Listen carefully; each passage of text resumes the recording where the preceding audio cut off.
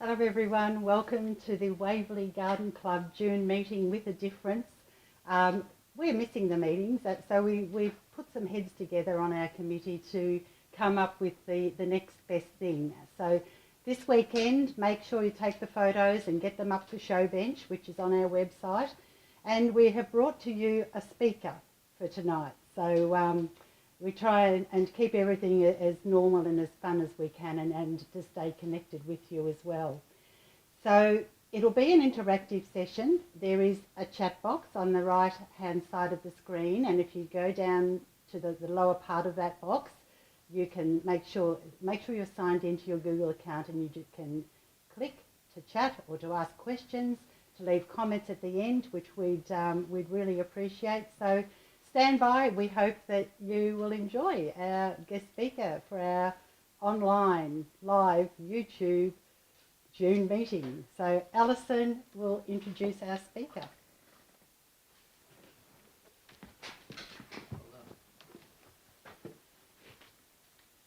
Well, hello fellow gardeners. Gosh, have we been missing you? Well, the leaves are falling outside. You've done some trimming in your garden, and you're at home probably creating many more food scraps than you have done before. And now, dear gardeners, is the perfect time for you to review your composting techniques. Now, we've been so excited to have found Tony McCarthy from Ashy Worms, who will embrace new technology and bring us this live presentation. Now, Tony began his interest in worms with just a handful, which he used to compost his family food scraps, and with the lovely worm juice that he created, he was able to feed his plants. 10 years ago, he has developed and researched his methods and created the first passive worm farm. Now, since then, with further research and experimentation, he now has a wide selection of very efficient flow-through worm farms, which he manufactures and sells on his website. He will explain how they work in just a moment. Now, as we proceed, remember there's a chat box at the bottom right-hand corner, and we would love you to join in with a question. Don't forget to open your Google account. Please enjoy the presentation. Here's Tony.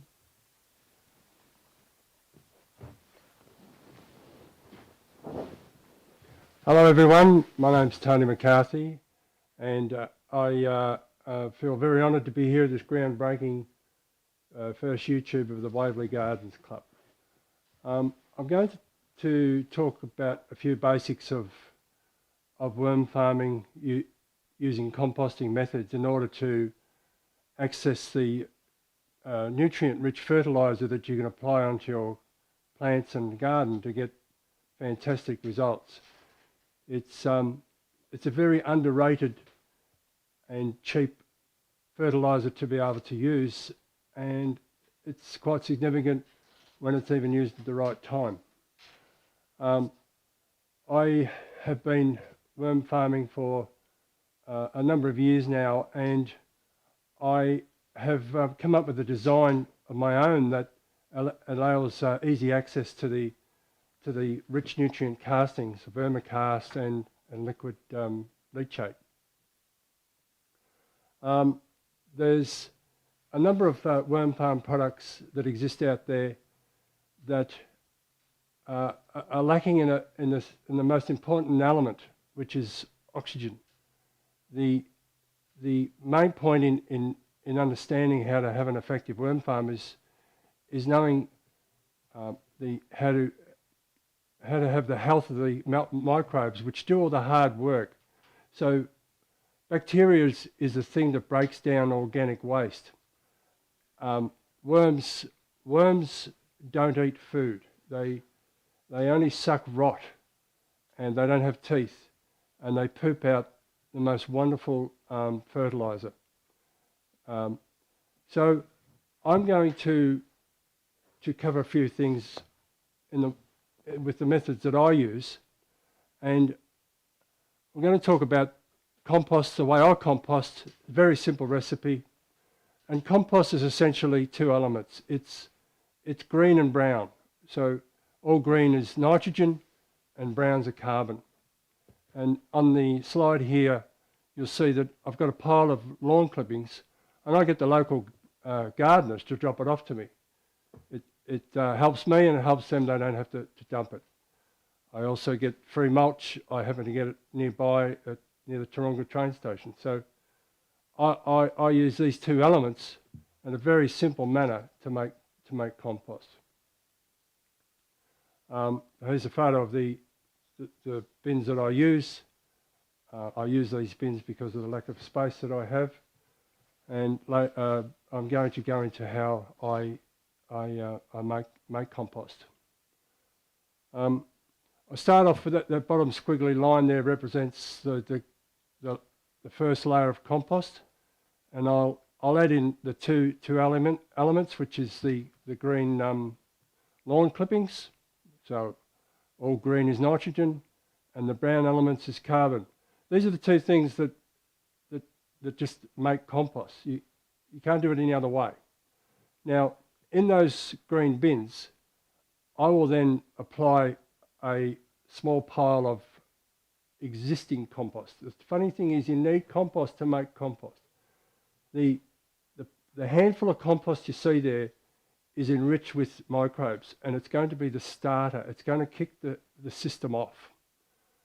You also need a lot of water through the system, and I apply water at each layer. I'm going to talk about the lasagna method in a moment. So from here on, you're just repeating the process, just green and brown.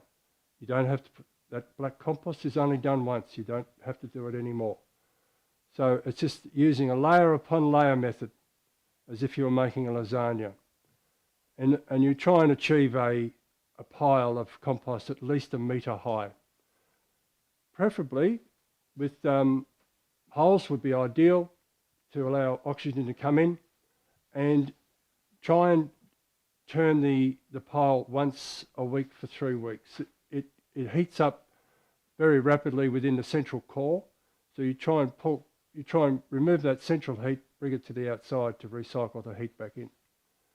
I find that this method has worked exceptionally well for me for years, and it goes against the science of the ratio of carbon and nitrogen. I use 1:1. Research indicates you should use 25 carbon to 1 nitrogen. However, this works beautifully for me, and you'd be amazed at the end result. So what starts off as compost in of itself is the most wonderful thing that you can have. It does so many things. There's so much happening in it at once, and it's wonderful for plants. But when worms populate the compost and they deposit their castings, it's termed vermicompost because they've got the added nutrient within the compost. So we're talking about using worms in compost now. So this slide is showing an image of a container, whatever that may be, whether it's a compost bin or a worm farm. So you've got your compost that's baked. It's something that you would have done several weeks ago. You never put worms in fresh compost. It's way too hot. That's okay if they can escape, but anyway, we're going to run with using worms as a worm farm. So compost worms always live, breed, and survive on the surface of the earth, on top. So this is where you place your worms. You always just place them on top of the pile, and then you apply your organic waste on top of that. In this case, it's probably just food waste. I just like to say that please don't put too much food waste in. This is a very common problem that people make. Way too much food. Too much food is too much nitrogen, and it puts it all out of balance. So we've got to cover the worm farm with hessian is ideal. It's porous, allows the moisture to get through by preventing UV light. Cardboard, paper, even though your worm farm may have a lid, still cover the pile with this material. UV affects their nervous system, so they're retreating from UV, which means all work is stopped. So if they're not together, they're not breeding. And you want them to breed continuously to build up the numbers so that you can reduce more food waste and get more fertilizer. Let me just quickly tell you that worms are both sexes. They will breed themselves. They do purposely mate. However, they do most breeding by simply sliding across each other, and they'll pass the sperm on the outside of its skin to the other worm. So moisture was the last thing, and that's very important because they actually get their oxygen from water. They use it for travel, and it's very important for breeding. Now, after some weeks, what started off as compost will then diminish down into vermicompost, and then later on at the bottom will be vermicast. The vermicast is the rich, crumbly, humus, black fertilizer that is so nutrient rich you will only need a teaspoon in a potted plant for 2 months. It's a wonderful fertilizer. It feeds the plant, but it also improves the health of the soil. Now, so here's a picture of one of my worm farms. It's called a flow-through worm farm. Flow-through means that oxygen flows through the system. The vermicast in this case will fall into that polyurethane hammock, and there's a hole in the bottom of the hammock on the next slide, I believe. But here we go. So the base of the farm that I manufacture has the steel base grid, and this contains the elements of the compost while allowing an abundant amount of oxygen to flow through, because bacteria are it's essential that you have a thriving, healthy microbial elements of bacteria. These are the things that break down organic waste. In other words, turn it into rot form, and worms will only suck rot, not food. So the food you're putting in today, they won't consume for at least 2 weeks from now. So whatever system you have, in some way, you may even need to butcher it. Drill holes, break things open, just get lots of air in there. This is a smaller version of the wooden farm. I make 2 sizes, and the bucket underneath will show you that when applying the water into the farm, it's like making a cup of tea with a tea bag. Water will leach down through the elements, through the compost, through the vermicast, and turn into that nutrient-rich leachate, which has such enormous properties. And one tip I would like to tell you, which is most important, is only apply your leachate early in the morning or at sunset, never during the day. The cells within the foliage of plants, the stomata cell opens in the early hours of the morning to take the morning dew and minerals, which is the water and the dust, and at night. During the day, the cells close. So applying liquid leachate, which is also commonly nicknamed the wormwee, it's not, worms don't wee. Your studies have shown that they've had enhanced responses with applying leachate during those times.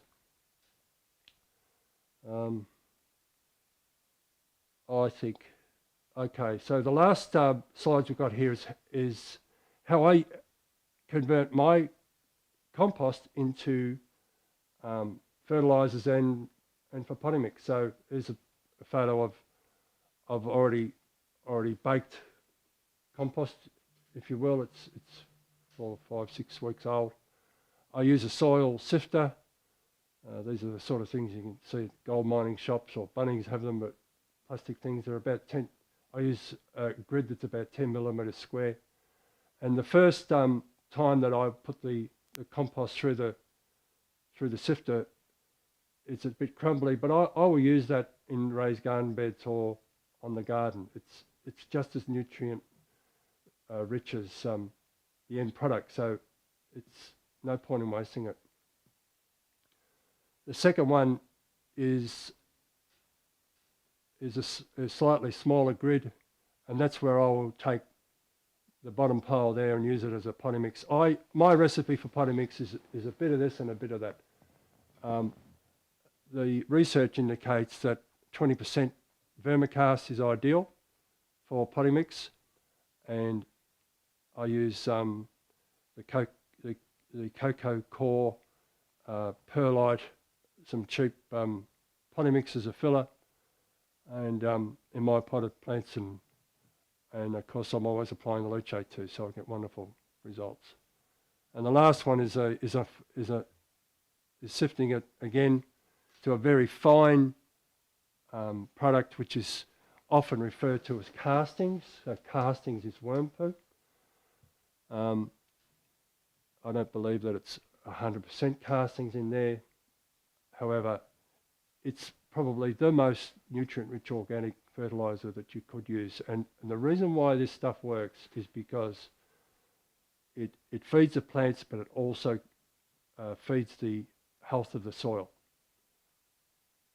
And it's cheap as chips. Okay.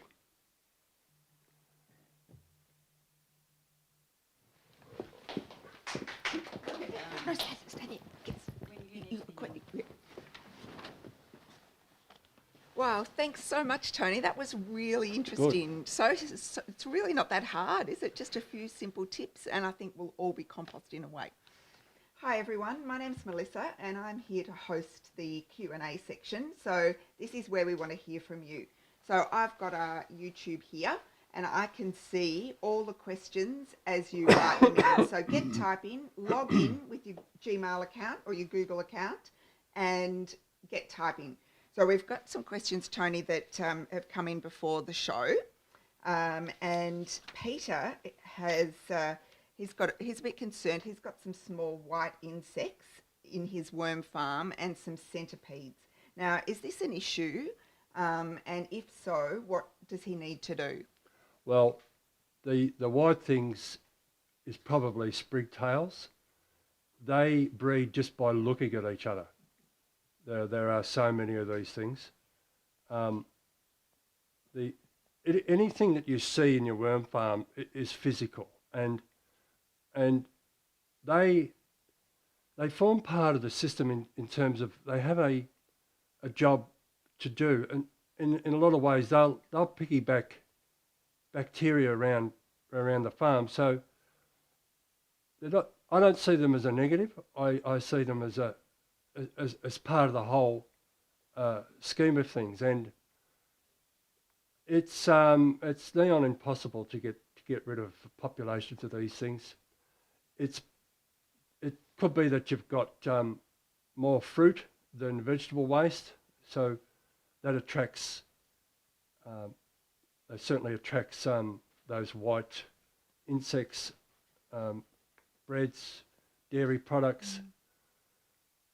I would suggest you just stick to the most natural things that you can come up with, and that is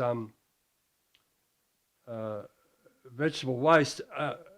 And even if you can make compost, even mix it with the compost and apply it, because this is what worms do in nature. They're living in compost, eating organic materials. Oh, okay. And what about centipedes? And also Anne, one of our members, writes that she's got ants. So things like centipedes and ants, are they a problem in your worm farm? Well, once again, I don't believe any of the populations of these things are problems, but I understand why you would want to get rid of them. So ants and centipedes is usually an indication of the worm farm being too dry. So I would just put more water in. I mean, It's usually always dryness. Okay. Yeah, interesting. So Anne's also got a very saucy question. She wants to know how can you tell when worms are reproducing, and what time of the year does this normally happen? Well, the research says they breed every 7 to 10 days. So, I mean, you could tell if they're breeding because they will climb in between each other's bands. So there's a band at one end, which is where the female sex organs and the male sex organs are on either side of the band, and this is the head end. So sometimes you'll see them sort of tangled up together. That occasionally occurs. When they do that, they'll secrete a mucus, which forms a capsule the size of a match head. It's termed a capsule, not an egg, because it's in the shape of a teardrop, and that capsule can contain up to 20 worms. So you'll see these little teardrop egg-like looking things that start off a yellowish colour and turn purple, and they'll hatch out in 2 to 3 weeks later on, and then in 4 to 6 weeks they become breeder worms. And by the way, it's known that one worm with its progeny can produce 1,500 worms a year. Wow. And I punched in the calculator that equates to 375 kilos of worms. But if that were true, they would cover the earth, and so Mother Nature intervenes there. But essentially, if you provide some great conditions, the worms will breed according to their surface area. So don't think about going deep. Think about going wide to increase your output. Right. Okay, interesting. So Anne's obviously, she's got a lot of worms, and she wonders if she can take them out of the farm and then share them with her friends.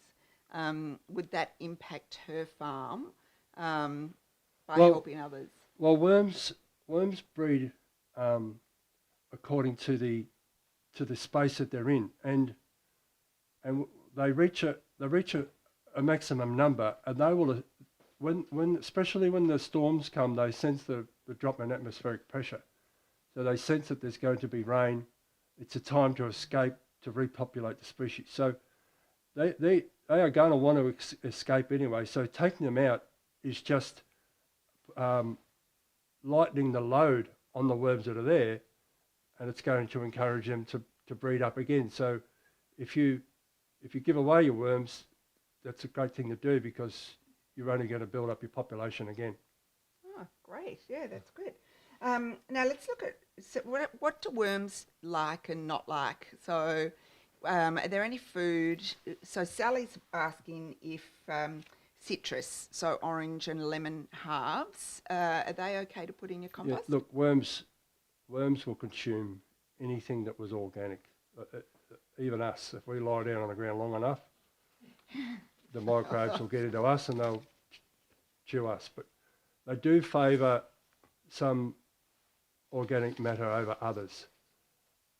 I use citrus, onions, I use anything, but those type of things I will use I have an outdoor incinerator, so I will process those fruits down into a fine particle. So a very small particle will rot a lot quicker. And if there's nothing else left, worms will eat oranges, onions. But the key is, too much of anything is not good.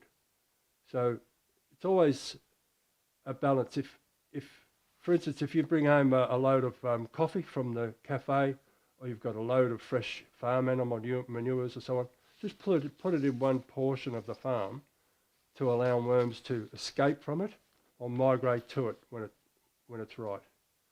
But ideally, not too much of oranges.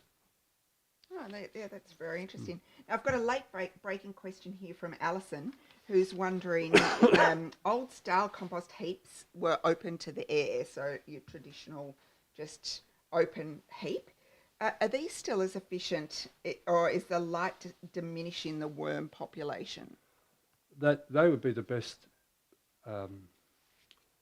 strategy to use, because it's getting all that oxygen in there, so that's a good thing. The light is going to penetrate into at some point, but the best way around that is to cover that pile in hessian or paper or cardboard or carpet or some porous material. But all you need to do is cover it on the top, because worms will always want to migrate to the top of the pile to do what they do best. Okay. Yeah. Oh, good. There you go, Alison. Got that? Hope that works. Now, let me just check, because we're all about modern technology here. No, we've still got room for more questions.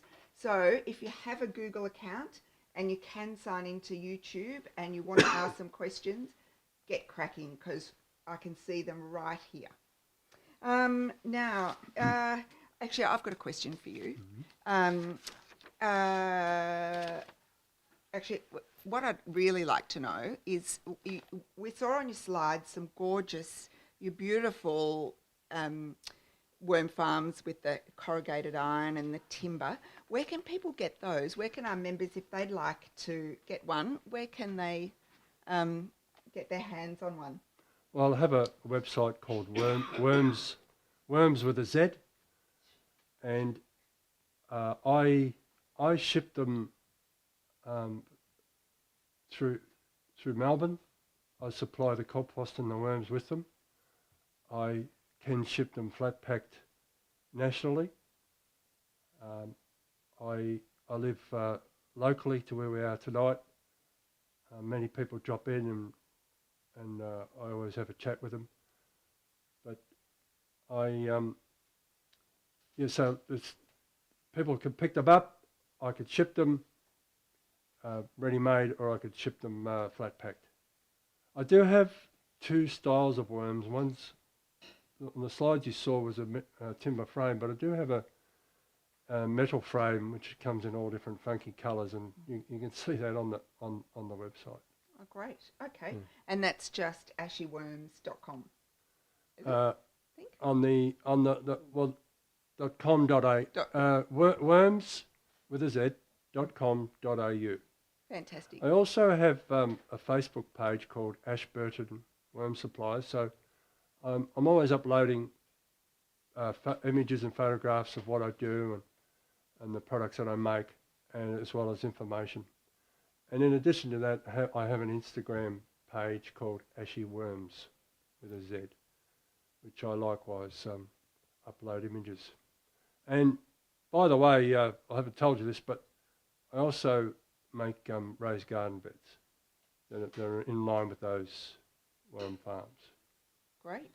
So our tech-savvy audience will be racing off on their Instagram accounts to go and find you. Can I just ask, if you do visit my website, and I have also written articles that are on the bottom of the homepage, which one of the articles includes that recipe that we talked about tonight. And that recipe is in an article called Vermicomposting.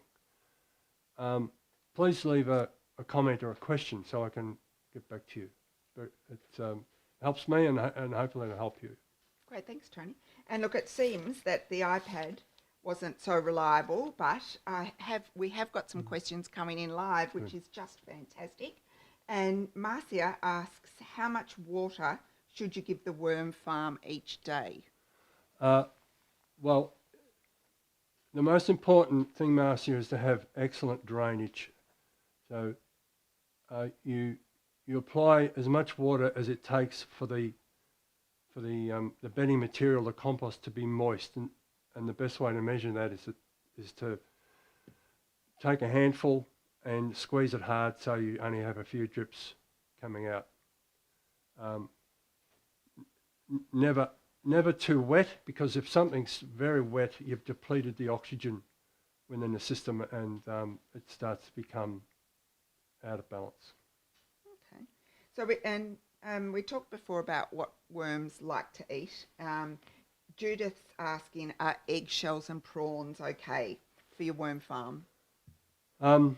Well, with eggshells, my little knowledge of eggshells is it's important to microwave them first to kill off any E. coli. I would put them.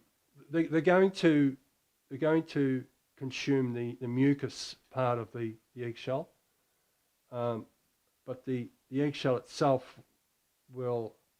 You would need to chop that down in an extremely fine powder for them to consume that, and that's one of those things that I think they would leave to last to eat. Was there another part to that? Prawn heads. Prawn heads. Well, anything, any creature that comes from the sea, I've found has produced the most fantastic vermicast. That's perfectly fine, but you're going to have to expect blowflies, and possibly, it can attract the mice or the rats. Oh my goodness, the questions are flying. They're flying in. So I feel like we're leaping around from topic to topic. But Linda asks, will compost worms survive in the garden, or should you leave them in the bin? When people contact me and they want to buy worms for the garden, I refuse to sell them. It doesn't work that way. If you put compost worms in your garden, they're just going to disappear looking for food. It's only going to work if you provide a food source at that one place in your garden, which is okay, but that's only going to help that one plant next to that food source. What the answer to your question is, you need what the worms put out, and that's what comes out of the back end. So I'd suggest you start off, if you can, make organic compost and apply just compost around your plants, and if you're interested, take up a worm farm. Yeah, great. We talked about ants and centipedes in the compost. Jill has lots of slugs in her worm farm, and she's got one of those commercial black setup ones. And also the hessian cover has gone mouldy and is rotting. So should she be worried about the slugs, and should she replace that hessian cover? It sounds like the cake has been baked. You know what I mean? It's I'm sure this is typical of something that's been done for a long time. I think you need to tip it out, start again. Otherwise, add a lot of fresh straw, hay, shredded cardboard, paper, get some dry brown matter in there. It sounds very, very wet. I mean, it's what slugs and snails are attracted to. I'd recommend you tip it out, spread it around your garden, and start again. Okay. So to start again, so you go out and you actually get the worms, to start from again. Scratch. Not everyone can make compost. You can buy these products that are a brick that swell up, which is they're void of nutrients. They have no nutritional value, but they're okay in a way. It's a starting point. I would just be gathering elements from the ground. You got to think about what do worms live in. They live on top of the surface of the earth, in amongst compost, and so aged foliage on the ground would be better with some torn up paper and that sort of thing, because that's where the microbes are, and they need to be there in order to break down the food waste. Yeah, good one. Now we've got a question from Purple Hen. And she loves clocking restaurant. around in her compost heap. She loves your photos at the end. She said your product in the compost bin looked lovely and dry and friable, whereas hers is wet and very sticky. So if she dries it out, it dries in clods. What do you think she could be doing wrong? Well, yeah, if you leave something long enough, it's going to clot up. But, is that really a problem? It was wet. It's wet and sticky. Wet and sticky. Well, it's rule 101. Add some brown things in there. Dried leaves, sticks, straw, paper, cardboard, hay, anything brown to neutralise that moisture. Yeah, great. Now, Jill and Mick ask, what's the best way to distribute the vermiculture to your veggies? You only need small amount, and it's just putting it on top around the veggies. You don't need to cover it up with anything. You could put a bit of mulch on top. The mulch, of course, just retains the moisture. By the way, mulch is a wonderful thing, but mulch is not compost. It eventually decomposes down. But just remember, you don't need so much of it because it has a high nutrient value, and it's going to add beneficial microorganisms into your soil, which goes on to do many things that one day I'd like to talk about. Now, Jill, with the slugs, was obviously she's been listening intently, so she's going to start again. She's going to tip it out and start again. She wants to know, can she put worms from her compost bin into the worm farm when she restarts it? Well, it sounds like you've got a really good compost bin happening. If you've got worms in there, that earthworms come up into compost bins, and they don't necessarily contain well or breed well. They're a bit of a tough thing to manage. So as long as it's got drainage and there's oxygen, then that's fine. But I wouldn't contain those worms in a product that's enclosed with a lid.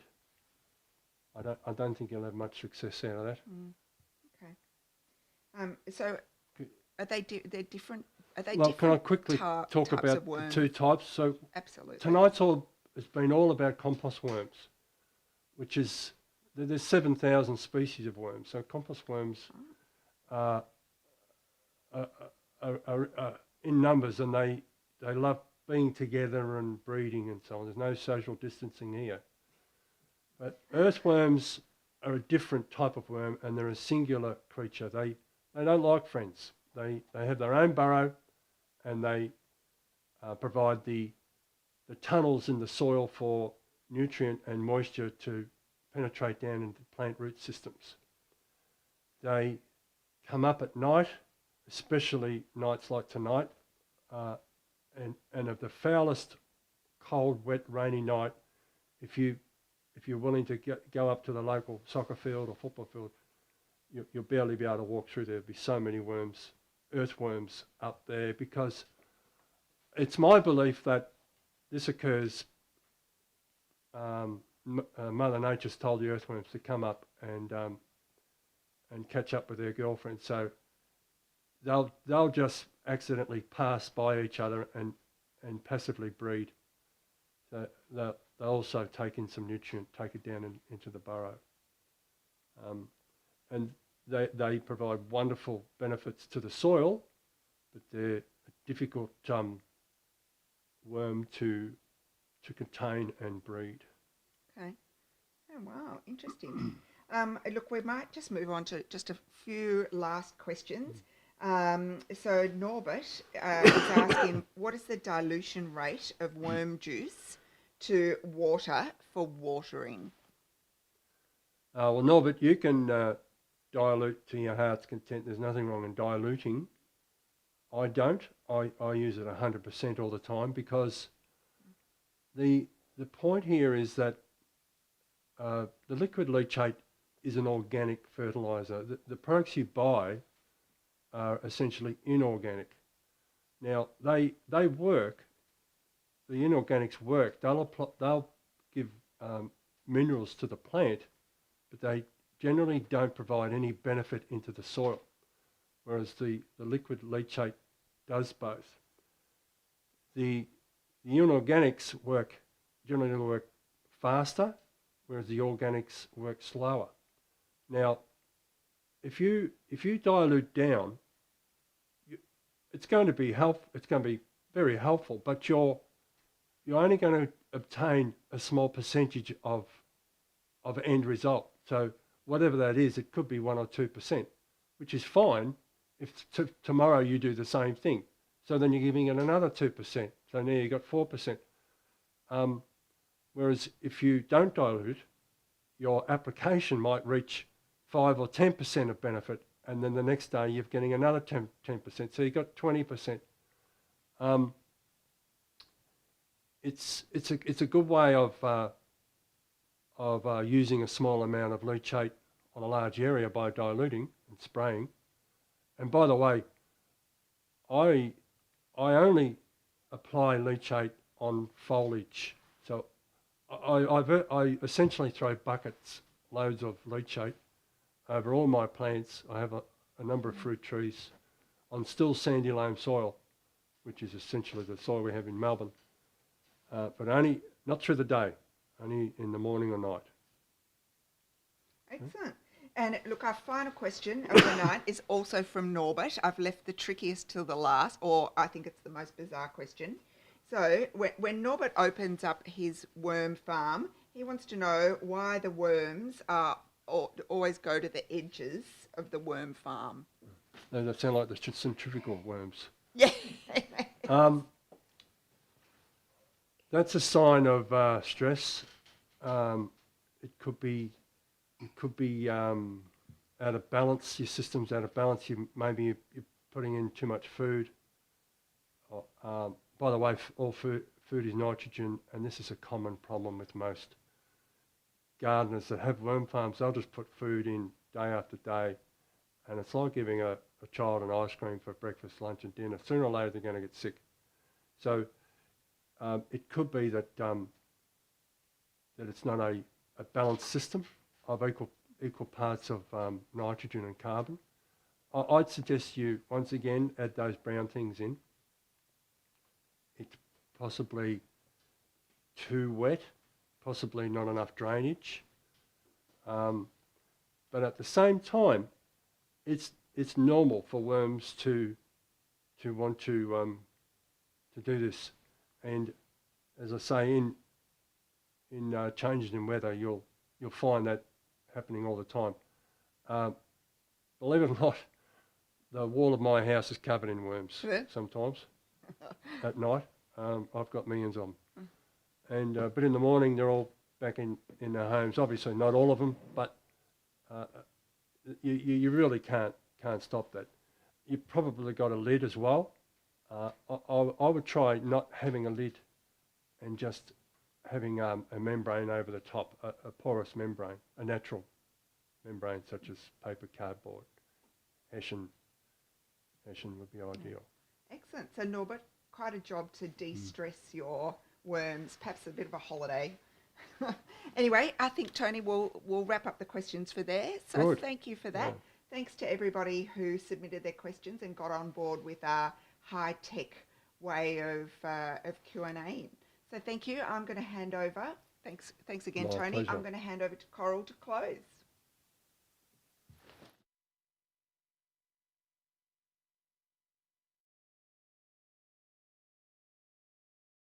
Well, that was terrific. Thank you, Tony. I learnt so much, and I think I know now why my compost is wet and sticky, because we put a bucket of household scraps into it every second day. So I think we're overdosing our worms. So And I also loved the comment about the incinerator, so we'll have to try and look out for one of those. So I hope you enjoyed it. It's the next best thing to meeting in person.